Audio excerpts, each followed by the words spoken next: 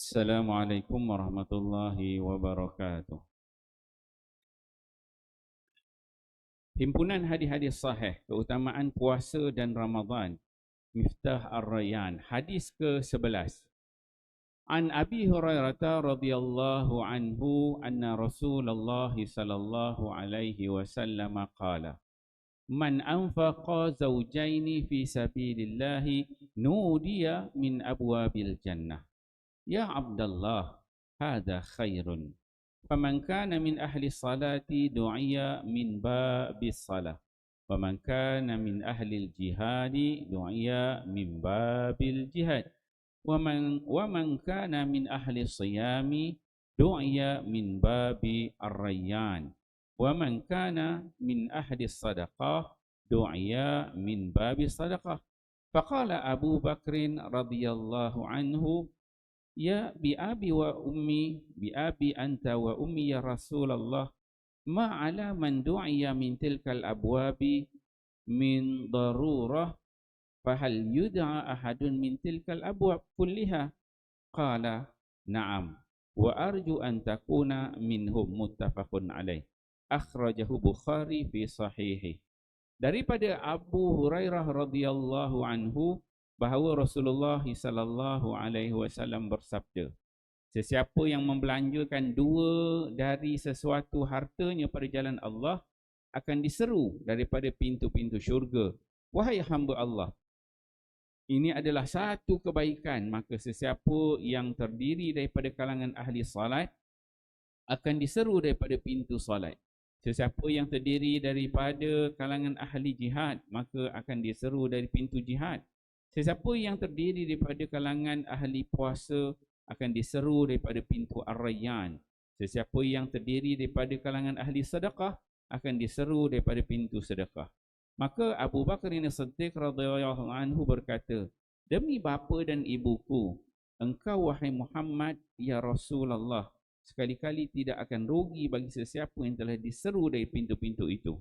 Tetapi adakah terdapat orang yang akan diseru daripada semua pintu itu? Baginda sallallahu alaihi wasallam menjawab, ya, aku mengharapkan agar engkau termasuk dalam kalangan mereka. Muttafaqun alaih, riwayat Al-Bukhari. Pengajaran hadis. Pertama, orang yang membelanjakan harta kekayaan pada jalan yang diridai oleh Allah Subhanahu wa taala akan mendapat rahmat dan nikmat yang melimpah ruah pada hari kiamat. Kedua, Sayyidina Abu Bakar As-Siddiq radhiyallahu anhu memiliki sifat-sifat yang terpuji dan sentiasa melakukan kebaikan semasa hidupnya. Oleh itu beliau adalah seorang yang telah dijamin oleh Rasulullah sallallahu alaihi wasallam untuk masuk syurga melalui mana-mana pintu yang dikehendakinya. Sesungguhnya pintu-pintu kebaikan itu banyak dan beruntunglah sesiapa yang memasukinya. Alhamdulillah, tuan-tuan mulia, pagi ini kita membaca satu hadis Nabi sallallahu alaihi wasallam. Hadis yang ke-11, hadis yang diriwayatkan oleh Abu Hurairah. Dalam hadis ini Nabi sallallahu alaihi wasallam bersabda, kata Nabi, siapa yang ada Allah Taala berikan dia rezeki, dia infakkan pada jalan Allah, maka akan diseru dia ni pada hari kiamat nanti daripada pintu-pintu syurga. Apa bentuk yang diinfakkan pada jalan Allah, dia akan diseru pada hari kiamat nanti daripada pintu-pintu syurga. Maka dekat sini Nabi dia sebut ada beberapa pintu yang akan menyeru seseorang tu pada hari kiamat. Kata Nabi, sesiapa yang rajin solat, macam tuan-tuan lah ni, yang rajin solat, rajin qiyam kan, maka akan ada satu pintu syurga nanti namanya bab as-salah, bab sembahyang. Jadi pintu ni nanti dia akan menyeru orang yang rajin salat, dia akan masuklah ikut pintu dia. Itu yang pertama kata Nabi.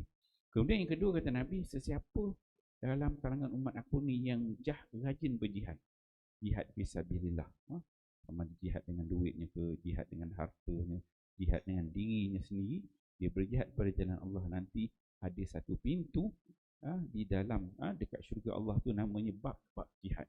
Maka pintu ini akan menyeru orang yang rajin berjihad ni supaya masuk ke dalam dia.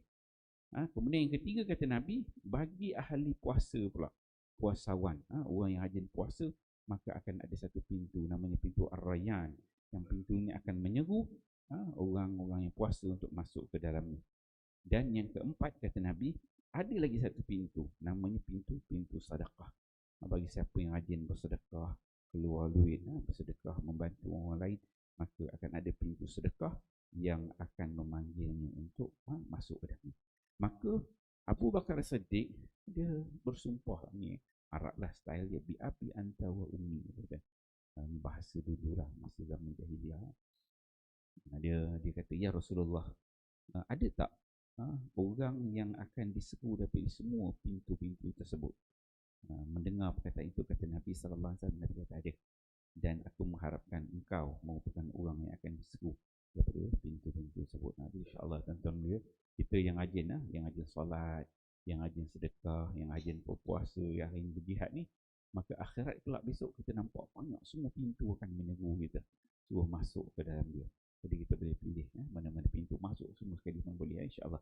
Moga-moga hadis-hadis sebegini memberi inspirasi kepada kita untuk terus kita beribadah kepada Allah SWT. Kita fahami amal sampai-sampaikan hadis-hadis ini. Dan tahniah kepada tuan-tuan yang habis qiyam pagi tadi, kita baca juzuk 9 dan juzuk 10, insya-Allah.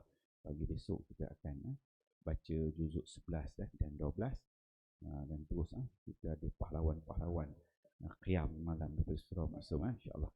Okay, wallahu a'lam. Subhanakallah.